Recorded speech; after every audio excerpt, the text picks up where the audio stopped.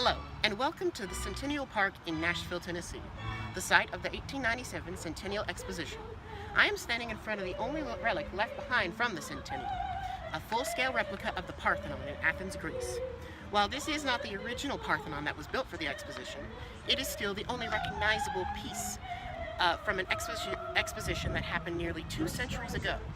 Today, I will take you on a tour around the park to the former sites of the fair, and I will tell you a little bit about some of the former fair buildings. But first, let's talk about the Centennial. As the name implies, the Centennial was a celebration of Tennessee's 100th anniversary of being admitted into the Union. Tennessee statehood was in 1896. However, the Centennial was held in 1897 due to a recession, issues with funding, and disagreements as to where it should be held. It was based somewhat on the 1893 Chicago World's Columbian Exposition and the Paris Exposition Universelle in 1889. The fair was open from May 1st of 1897 to October 30th of 1897, with 34 show buildings in total. It was a big hit, and around 1,700,000 people attended the expo. It was even a financial success, although the profit of the fair is said to be only about $50. The theme of the fair was somewhat a mixture between the Old South with agriculture and the New South with industry. Now that we know a little bit about the Centennial, let's head on over to where Memphis and Shelby County's pyramid exhibit used to be. We are now at the site where Memphis and Shelby County's exhibit was, the Pyramid of Cheops. Inside of the pyramid were exhibitions on products and services of Shelby County. Now, why exactly would Memphis want their exhibition building to be a pyramid? Well, Memphis used its namesake to create their exhibit. What is their namesake exactly?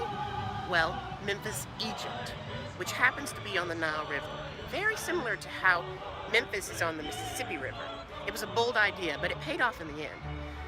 It was one of the more popular buildings of the fair. Let's head on over to the History Building next. This is the site of the History Building. Now, this building is modeled after another ancient Athenian structure known as the Erechtheion. The Erechtheion is very close to the Parthenon in Athens, Greece, as it is here at the Centennial. Now, the History Building was not built exactly to scale as the Parthenon was, or exactly as it appears in Athens. The purpose of the History Building was to display pieces of Tennessee history. There were exhibit rooms for the Tennessee Historical Society, the Colonial Dames and Daughters of the American Revolution, the United Confederate Veterans, the Grand Army of the Republic, which was an organization for Union Army veterans, and a room for other purposes. It's interesting to see 2 groups from the Civil War underneath one roof. Where should we go next? How about the Minerals and Forestry Building? The Minerals and Forestry Building was a larger building at the fair. It was designed in the Roman Doric style, and it is thought that it was based upon Robert E. Lee's home in Arlington, Virginia. The Minerals and Forestry Building was for, well, exactly as it sounds, displaying minerals and forestry from around the states and Tennessee. It also served as the headquarters for Hamilton County, Marshall County, and the state of Georgia's headquarters at the exhibition. Hamilton County's exposition headquarters was a replica of Anne Hathaway's cottage. There was even a long granite shaft on exhibit. The granite shaft is still on display at the south end of Lake Watauga, which we will get to. Let's head to the U.S. Government Building next. Here we are at the site of the former U.S. Government Building. Now, the purpose of this building was to showcase a small number of government services.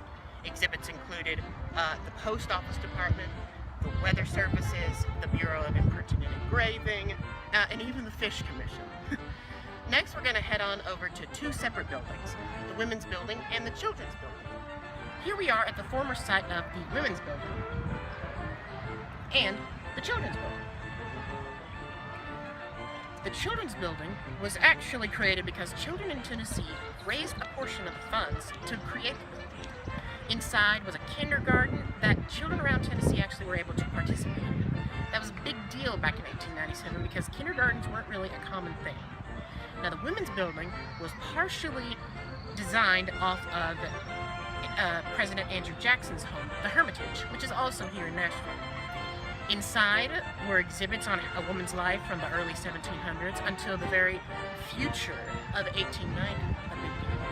We're about halfway through with our tour now, so let's head to the Education and Hygiene Building. The Education and Hygiene Building was technologically advanced for its time. Sponsored by the University of Tennessee and several other colleges, The education part of the building was dedicated to the schools that had donated and the services of those schools. The hygiene part of the building displayed exhibits on health and wellness, but the most important exhibit here was the X-ray technology. A big deal since many had never seen anything like this before. Now let's head on over to the transportation building. Here we are at the former site of the transportation building. The use of the transportation building was exactly as it sounds, a celebration of all types of transportation. Inside there were exhibits on every type of vehicle being used in 1897. Wagons, bicycles, automobiles, even trains.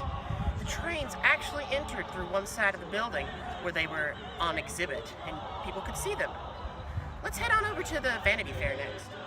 The Vanity Fair was kind of like an amusement park. There were many amusements here.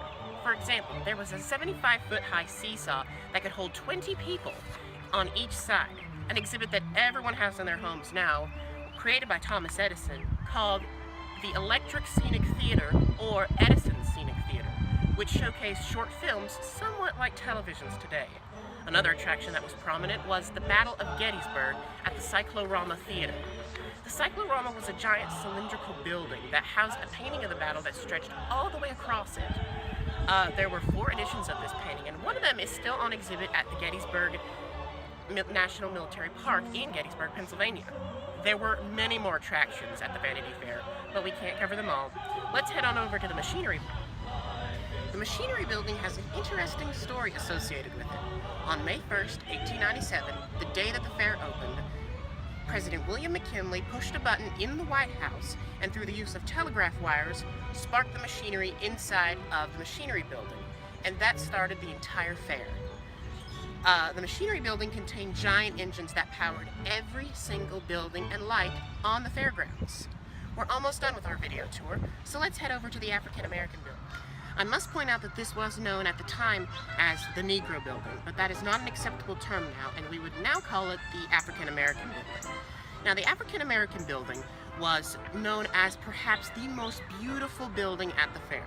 Showcased inside was history dedicated to African Americans and their culture, all the way from plantation days to the progress they had made in just a very short time of being free.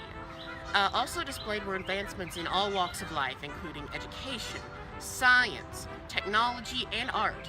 During the fair on Emancipation Day, September 22nd, Booker T. Washington was a special guest representing the Tuskegee Institute of Alabama. I found it very forward-thinking that a southern city that was considered Confederate during the war had a building dedicated to African Americans, even if it was only for a short period. Let's head to Lake Watauga next. This is Lake Watauga, one of 3 lakes created for the exposition, and the only remaining lake. It is named after the early settlement in East Tennessee. And I know I said earlier that the Parthenon was the only remaining structure from the expo, but Lake Watauga is also from the Centennial. Also, since the Parthenon is remade with stronger materials, this is the only completely original area of the expo. Directly in front of the entrance to the Parthenon, right over there, was a statue of Athena, the namesake of Athens. There was also a replica of the Rialto Bridge, right over there. The lake also boasted 6 Venetian gondolas, and at nighttime, there was even a fireworks display. Well, one more area to go to, and it's where we started. I've saved the best for last here, the Parthenon. The Parthenon was the symbol, and still is the symbol, of Nashville and the exhibition. Since Nashville is named the Athens of the South, to reflect this at the expo, the central building was the Parthenon of Athens, Greece. It is the only full-size replica of the Parthenon anywhere in the world other than Athens, of course. During the exposition, it housed artworks such as sculptures, paintings, watercolor paintings, anything. There were a total of 1,175 pieces of art inside. When it was time to demolish the Parthenon, the people of Nashville insisted that it should still stand. Afterwards, the plaster and wood that was used for the Parthenon and all the buildings at the expo were replaced with permanent materials. As you can see, it's still standing now and is the symbol of the Athens of the South. Today, it houses a small museum related to the 1897 Centennial Exposition, as well as artwork, molded casts of the statues at the real Parthenon, and a 40-foot tall statue of the goddess Athena. As I said before, it is the only building left standing at Centennial Park. The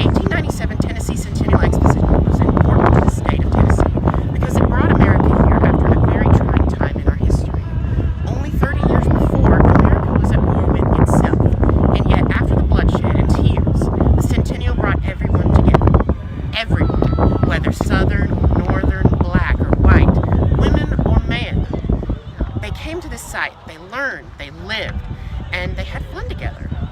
Sure, you can't see much of it anymore other than through pictures and this, but putting together this project has really made me feel immersed in history. Thank you for joining me. I hope you enjoyed learning about the 1897 Centennial Exposition.